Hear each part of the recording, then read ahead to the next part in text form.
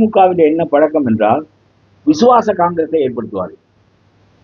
விசுவாச காங்கிரஸ், பானா சிதம்பரம், நம்ம செல்வ பெருந்தொகை, இவர்களெல்லாம் விசுவாச காங்கிரஸ். அவர்கள் ஒரு 10 எம்எல்ஏ கூட்டிக் கொண்டு போயிடுவார்கள்.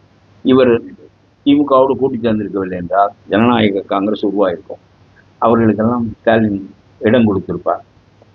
பிறகு மூப்பனார் காங்கிரஸ் ஆரம்பித்தது போல அவர்களும், நரசிம்மராவ் காங்கிரஸ் போல இவர்களும் ஆகிடுவார். இதற்கு பயந்துதான் ராகுல் இந்த கூட்டணிக்கு ஒப்புக்கொண்டார்.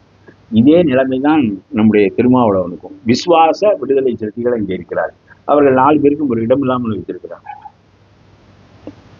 இப்படி ஒவ்வொரு கட்சிக்குள்ளும் ஊடுருவி ஒரு விசுவாச விடுதலை சிறுத்தை, விசுவாச காங்கிரஸ் என்று ஒவ்வொரு கட்சிக்குள்ளும் தனக்கு விசுவாசமானவர்களை உருவாக்குகின்ற கேடுகட்ட அரசியல் போக்கை ஸ்டாலின் கையாளுகிறார்.